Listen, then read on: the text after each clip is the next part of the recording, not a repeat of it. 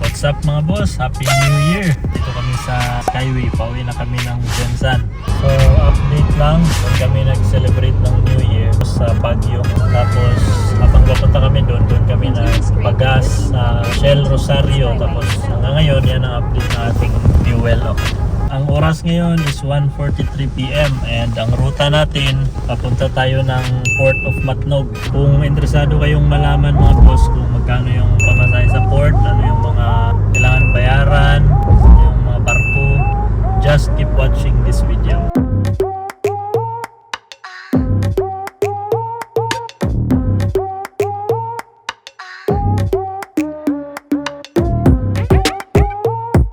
Ano available? Dito tayo sa SLEX mga boss, drive through muna ang mga bata. Yan na, exit na tayo mga boss. Exit na tayo dito sa Balete, Lipa. So kailan naman kaya tayo makakabalik dito. Yan na, goodbye! See you again!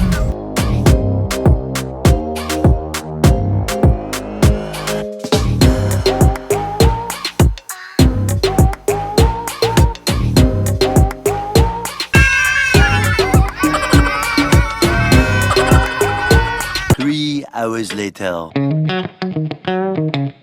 Yan mga boss, update 4:32 PM na at nandito pa lang kami sa Lucena. Jana, we slept here before. Oh, Dito this kami hotel. sa Lucena. Hotel Rosita, that's where we slept before.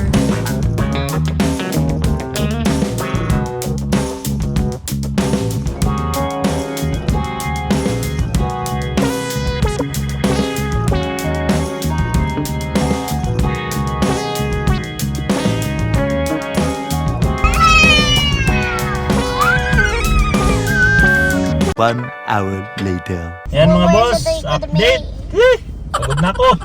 6 o'clock PM dito kami sa Gumaka, Quezon. So ayan ang update ng fuel natin. So kahit medyo marami pa, nagpa full tank na kami para sigurado kasi gabi na. Baka sarado ang mga gasolinahan. Anong plano? Try natin mag-diretso-diretso. Plano ko, kahit masakit ang ulo ko, sakit ang throat, Ano man so yan? diretso lang tayo sa Matnog.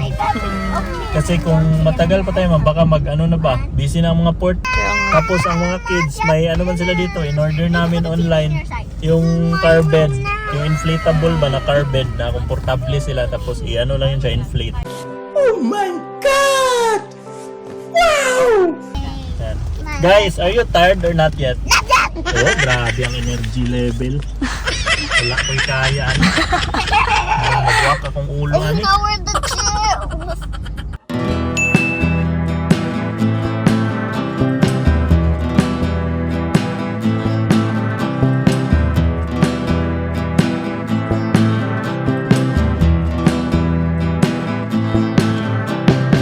Yan na mga boss, alas 8 na, 8:12 PM. Dito kami ngayon sa Tagkawayan. So i-arrange muna namin yung higaan nila kasi pagtutulog na sila. Wow, nice bed. Wow. 2 hours later. The next day.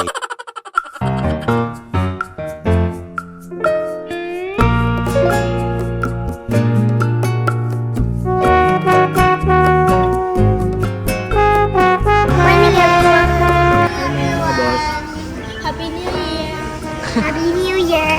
Happy New Year! Dito kami natulog kagabi sa Naga City. Kasi grabe, pagod na ako. 10 PM na kami dumating, hindi na ako nakapag-video. So breakfast lang kami, after nito alis na kami. Sana kami sa Matnog. A few moments later. Yan mga boss, paalis na kami ng Naga City. Medyo naupo na ako. Time check natin, 7:17 ng umaga. So tapos na kami mag-breakfast, tapos diretso na kami sa port. Wow. Comfy sila.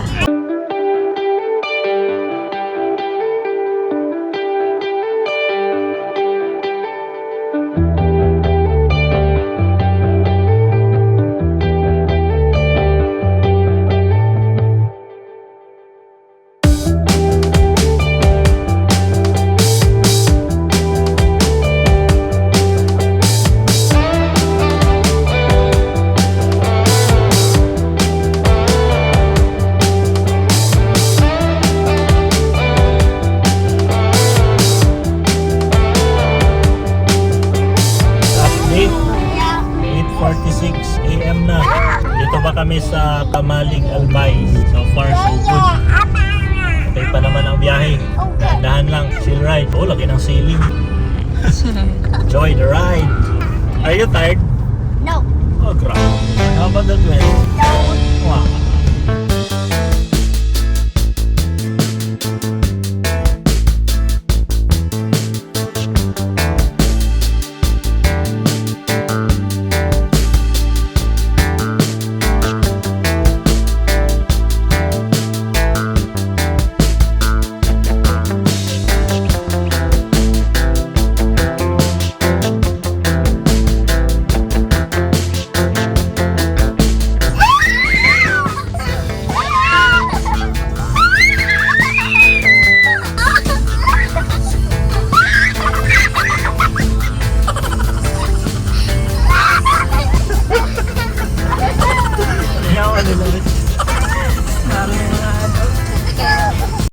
Step 1 done. And we have to hold on tight.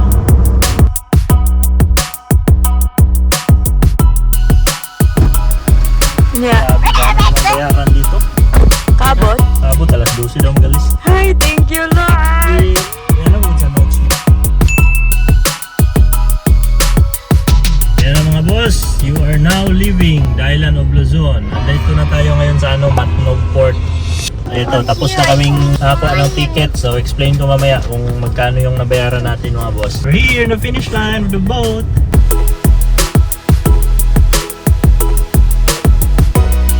Time check, 11:47. Nandito na tayo sa port. Ayan. Ready to board. So, ito na lahat ang mga nabayaran natin. First step, pagdating nyo sa Matnog, 14 kilometers away from the port, mag-stop muna kayo doon sa booth. May booth doon na naka-standby, tapos parang may color blue yun siya na signage, mamba. Oo. Basta doon ang Nakalagay full stop. full stop. Doon talaga pinaka-first para sa queuing. So, ang kailangan dun sa queuing, driver's license, tsaka ORCR ng sasakyan. So, after sa queuing, bibigyan ka nila ng number doon. Tanungin ka kung saan ka papunta. Tapos after nun, ma'am, punta ka na sa ticketing office. 3 kilometers away from the queuing booth. Yun siya. So, after that, pagka nasa ticketing ka na, parang ano na kasi yun sa'yo? One stop. Shop. Parang one stop booth. Nandun na lahat, Coast Guard, terminal fee, etc. Pagdating nyo dun mga boss sa ticketing, diretso kayo sa window 1. So, ang gagawin sa window 1, doon mo ibibigay yung binigay sa'yo na queuing, ma'am. Queue number. O, tapos pag bigay mo sa window 1, doon ka na tanungin kung anong gusto mo na barko. So ako sinabi ko fast cut kasi mabilis. Tapos after nyo sa window 1 na nabigay nyo na yung queue ticket nyo, punta na kayo sa window kung saan yung sakyan nyo na barko ba, like Montenegro ba or fast cut ba or ano pang ibang barko. Hanapin nyo yung number ng ano nila, ticketing. Nandun lang din naman, isang lane lang yan siya. So ako nagpunta ako sa fast cut na window, ma'am. Okay. Ang pamasahe ng Tera mga boss, papunta sa Dapdap, galing sa Matnog, 1,915 pesos. Tapos ang sa passenger, regular, dalawa, tatlong student. Ang sa regular, bali 197 each. Sa atin yun, ma'am. Each tayo. Tapos sa student, 158 each. So times 3. Yan siya na fare. Sa economy yan siya.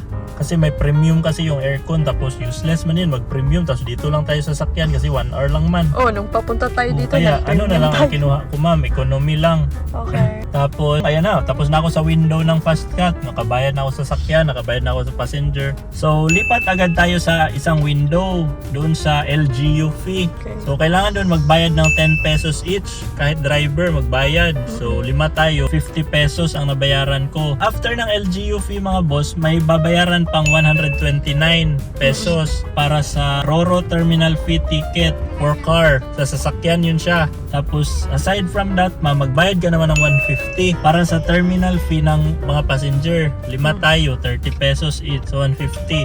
Okay. After nyan, after mo mabayaran, punta ka sa pinaka-last na window. Yun na yun sa Coast Guard. Bigay mo lang yun sa Coast Guard. Tatakan niya man yan likod ng mga ticket mo, ng mga document. So ang overall total mga boss ng nabayaran namin lahat-lahat 3,112. Isang sasakyan, isang Tera, tapos 2 adult, 3 bata. Ayan. 3,112.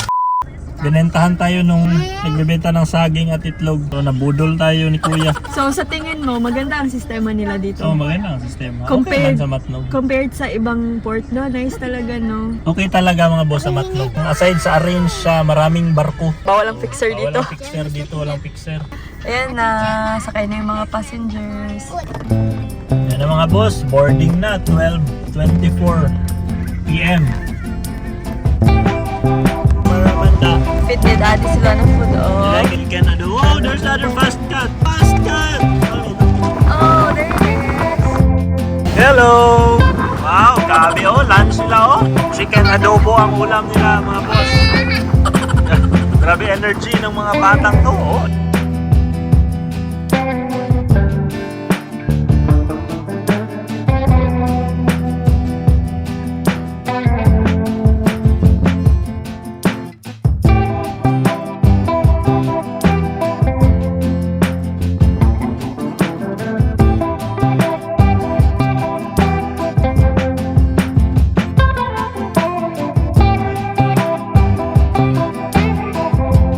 Update, 2:34 p.m. Ayan o, bago lang tayong lumating. So, natagalan tayo kasi matagal ding nakaalis yung barko doon. Mga 1 p.m. na siguro. Sabi nila 12 daw, pero 1 na.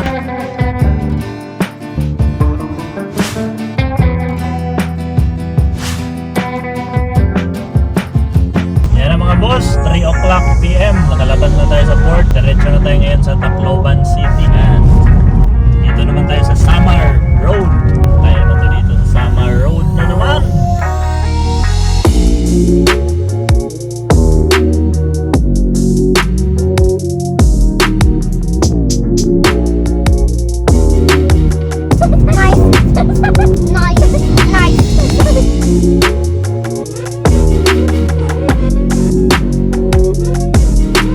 Dito tayo sa Katbalogan. So time check natin 5:43. Kaya nagpa-full tank ako kasi yan na lang ang ano ko, fuel. So baka along the way wala ng gasoline station, tapos diretso pa kami ngayon ng Tacloban. So galing dito pa Tacloban, meron pang 110 kilometers, 2 hours 55 minutes. So para sigurado full tank.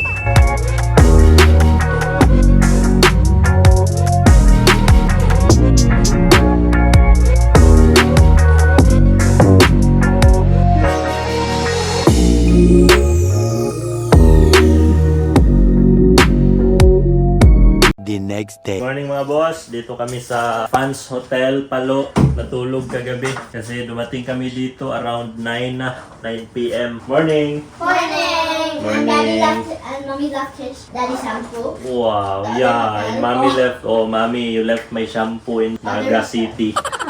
So ayan mga boss, tapos na kami mag-breakfast kagabi, dumaan lang kami ng dinner. Tapos ngayon, alis naman kami, diretso kami ng San Ricardo Port kasi 1 hour lang yung biyahe doon papunta sa Surigao, sa Lipata. Ayan mga boss, time check, 7:37. Palis na kami ng Fans Hotel Palo. Diretso na kami ngayon ng San Ricardo. Let's go!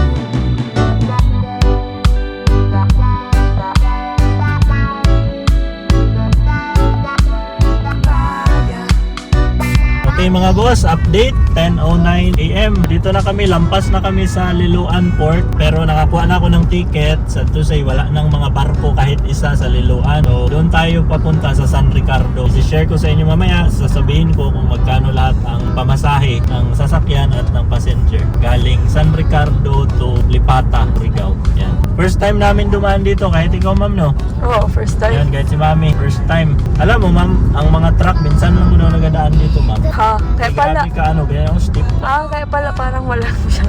Oh, steep, tapos may pa downhill naman. So from Liloan Port, ang San Ricardo nasa 40 kilometers siya, around 45 minutes. Ang biyahe is 12 daw. Tama, ano pa, 10, 11, makakahabol pa tayo. Darating tayo dun, 10:52, 12 daw ang alis. Okay, tingnan natin.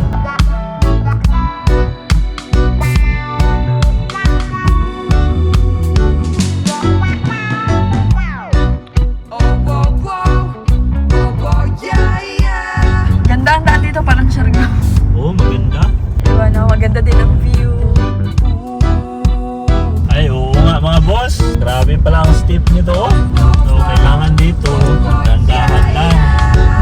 Grabe, ay, oo, grabe steep. Tapos, may lumot ang semento.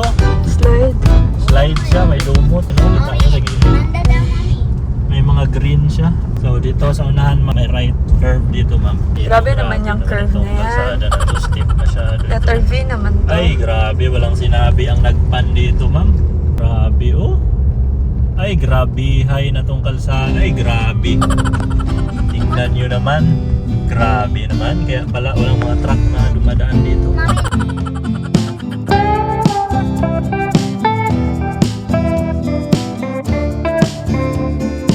Yan mga boss. Prank tayo dun sa Siloan.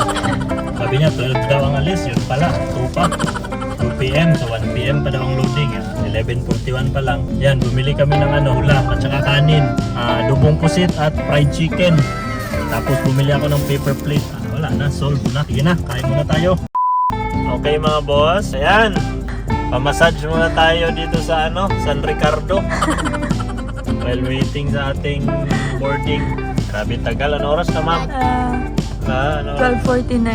12:49. So, pamassage muna tayo sa ating pretty na masahista dito. Ayan, very nice massage. Very masahista, Amara. Thank you, Amara.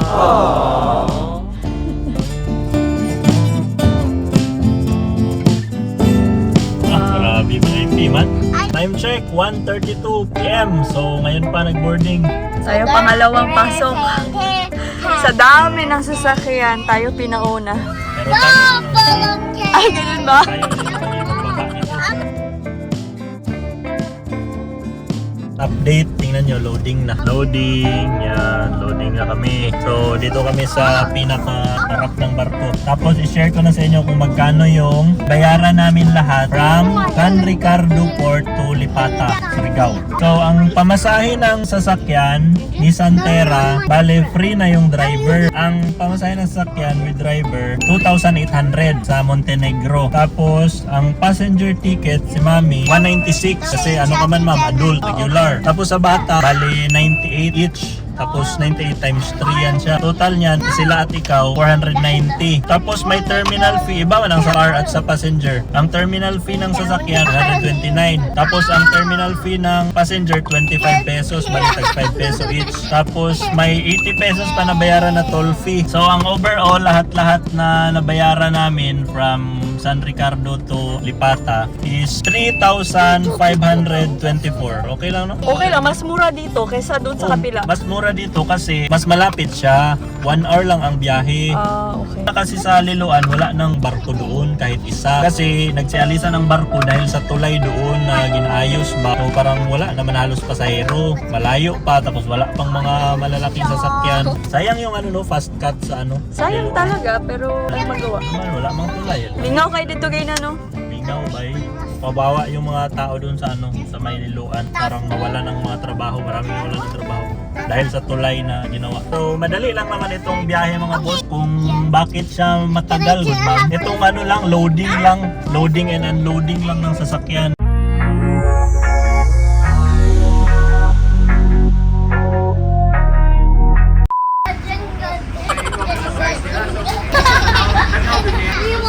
Happy New Year! Merry Christmas, Mommy and my Daddy! Merry Christmas! Finally. Grabe, eh. Sabi nila 1 hour lang, na-prank na naman tayo. Sabi nila kanina, ma'am, 12 noon. Pagdating sa port, alas 2 pala. Ang actual na alis, alas 3. No. Eh di wow. Tapos ang dating, Ang sabi, alas 3 ang alis, 1 hour. Ano, ang baba 5:37 Scam. from alas 3. Scam, Mama. Grabe, 2 hours 30 minutes, no? What a scam. Diba? tagal din. Grabe, 2 hours 30 minutes. So, much better talaga mga boss kung magbiyahe kayo. Lagyan nyo talaga ng allowance ang oras nyo. Huwag kayong maniwala sa mga schedule na sinasabi nila. Ang ibig ko sabihin, ma'am, kung magsabi sila 1 hour, gawin mong 3 hours. Ganyan. Kaya nga. Mahirap na mag-asa ba? Finally. Pero padilim na.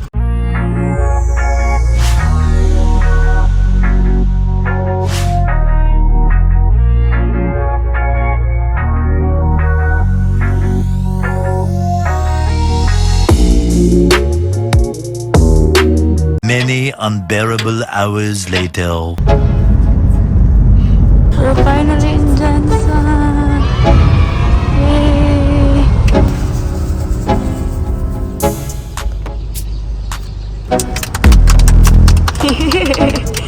How about you, Dad? Yay! Daddy is na super tired. Diniretso-diretso na. Galing pang Tacloban, straight lang. So, ayan mga boss, kung napansin nyo sa last clip namin, from Butuan, biglang naging Jensen agad-agad. Di ba? Oo. Kasi natulog ka naman. Sorry. Kasi natulog na si Mami mga boss. So, gabi na kasi yun. o gabi na kasi yun siya from Butuan. O diretso na kami ng Jensen. Tapos as in pagising ni Mami nasa Jensen na kami. Ayan kasi ma'am, ba't ka natulog ma'am? Dapat from Butuan wala ka natulog. Hindi mo na nga naman na nagpakarga tayo sa sa Davao. So wala na tayo na video nun. Ikaw talaga. Ba't di ka Hindi, matulog? kasi madilim na din nun. Tsaka, mapanood nyo lang din naman sa yung papunta namin. Sigla kasi Ay, yung nako. dinaanan namin. Tapos dumating kami ng Jensen mga boss. Madaling araw na yun siya. Super pagod na kasi diretso-diretso, Ayan, di ba? Grabe yun. From Tacloban Street going to Oo, Jensen. endurance. So, bago natin i-reveal ang expenses natin mga boss from Luzon to Mindanao, magbigay muna ako ng opinion ko about sa travel namin. So, umalis kami ng Metro Manila mga 1 p.m. or 2 p.m. no? Tapos, ang first night namin noon, Naga City. Dumating kami ng Naga mga 10 p.m. siguro. Tapos pagka kinabukasan, from Naga, dumiretso kami ng Matnog Port. So, okay ang sa Matnog Port. Maganda ang sistema ng pantalan nila doon. Well organized siya. So, di nakakalito. Tapos, ang tawid naman galing Matnog to Dapdap, fast cut. Okay naman, maganda ang fast cut. Tapos, pagdating namin sa Dapdap, dumiretso kami sa Tacloban. Doon kami natulog sa Fans Hotel sa Palo, Leyte. So, doon kami natulog kasi dumating kami doon mga, oras yun, ma'am? Hindi ko na alam, Mga mga gabi gabi naman na. yun, mga Oo, nag-drive-thru 8 na lang nga siguro. tayo ng dinner, no? Tapos from Fans Hotel sa Palo, pagka kinabukasan, after breakfast sa hotel, dumiretso tayo ng San Ricardo, di ba? Mm-mm. Kung papunta ka ng San Ricardo, madadaanan mo yung Liloan. Pagdating namin sa may Liloan, wala nang barko sa Liloan Port, pero may mga ticketing. So kahit sa San Ricardo yung sakyan natin patawid ng Mindanao, nagkuha na tayo ng ticket doon banda sa Liloan. Pwede lang. Pwede lang magkuha doon. Kasi giisip ko, madaanan na lang man din ang ticketing, bakit hindi na lang magkuha, di ba? Para pagdating mo sa San Ricardo, yung mga other fees na lang ang babayaran mo, like mga LGU fee or ano bang fee dyan. Ayan, from Liloan Port kasi mga boss to San Ricardo, mga 40 to 45 minutes. Ingat-ingat lang sa may kalsada papunta sa San Ricardo kasi parang grabe ka, downhill. Tapos, San Ricardo, doon na-scam kami doon sa schedule. Sabi 12 p.m. Tapos sabi naman 2 p.m. Tapos yun nakaalis 3 p.m. na pala. Tapos pagdating doon sabi 1 hour lang ang tawid, naging 2 hours 30 minutes. Dumating kami ng Lipata Port. Medyo madilim na yun, mga 5 or 6 na yun ang gabi. So imagine from Surigao dumating kami doon, dumiretso kami na Jensen. Hindi na natin to papatagalin. Expenses reveal na tayo from Luzon to Mindanao. Disclaimer again mga boss, one way lang to na expenses kasi may mga nag-comment naman kung lahat na ba daw. One way lang ba daw? Oo mga boss, one way lang to na Pati yung Mindanao to Luzon, one pati way yung lang Luzon, rin yun. Mindanao to Luzon namin na first upload, one way lang yun siya. So, eto na mga boss, from Luzon, galing kasi kami noon ng Baguio, so may natira pang fuel, ma'am, no? Mm-mm. First fuel kami mga boss, pagdating na namin sa Gumaca, Quezon. First full tank namin doon, 2,616. Kasi may natira pa man yun, mga 1/4 na fuel. Tapos, ang second full tank namin, doon na sa Visayas, sa Shell Catbalogan, doon sa Diversion Road, 3,075. Tapos, ang third and last fuel namin mga boss, sa Davao City na kami. So, syempre, hindi na kami nagpa-full tank kasi Estimate lapit na lang. eh. Estimate ko naman ang Davao Jensen. So, from Davao, nagpakarga na ako ng 1,500. Sayang lang, wala ng video kasi tulog ang videographer ko. So, ayan, ang total ng fuel namin mga boss from Luzon to Mindanao, dumating kami ng Jensen, nasa 7,191. Okay. Ayan, late lang, 7,000 plus. Dito naman tayo sa Roro mga boss. 2 beses kaming sumakay ng barko. First is from Matnog to Dapdap. Tapos ang second is from San Ricardo to Lipata Port sa Surigao. Tapos ang total nun mga boss, sa 2 beses kami sumakay ng barko, 6,636. After sa Roro mga boss, ang next natin na expenses is hotel. 2 beses tayo nag-check-in. 2 gabi. Ang first hotel natin is sa Naga City. Tapos ang next night natin doon sa Palo Leyte. Ang total ng mga boss sa 2 gabi nasa 7,171. Tapos ang last natin na expenses mga boss is itong food. Ang food namin sa 3 days, 3,438. 3 days na yun siya. Ayan na, sa fuel, Roro, hotel, food. Ang total namin mga boss is 24,436 pesos. Ayan. Disclaimer lang mga boss ha, di pa kasali dito sa expenses na to yung RFID. Sa expressway ba? Oh, nakadepende Yung kasi, auto-sweep diba? at easy trip. Depende kasi sa inyo mga boss kung magkano ang ilo-load ninyo sa RFID ninyo. Ayan mga boss, so dito na nagtatapos ang ating video na Luzon to Mindanao. I hope mga boss na magsisilbi itong guide ma'am no sa mga nagabiyahe ma'am ba, especially from Luzon going to Mindanao. Lalo na kung dito sila sa Gensan pupunta ma'am, di ba? Kasi ngayong ano ma'am, January, di ba? Ironman? Oh, Boss Ironman. Oh, Boss Ironman 2026 mga boss. Ayan, tama to mga boss. Itong trip namin na Luzon to Mindanao, ngayong January lang to, 2026.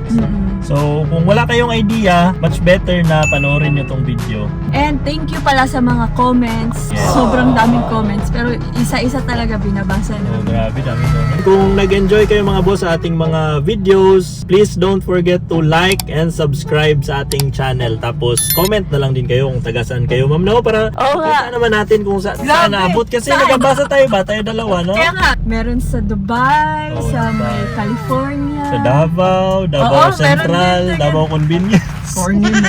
So, saan pa? Marami sa may KSA. Saan ba yan? Kingdom of Saudi Arabia. Grabe. No, pataabot dun yung video natin. Sige. Ayan na, sige na, bye-bye na. Bye. Bye, bye mga boss. Salamat sa panonood.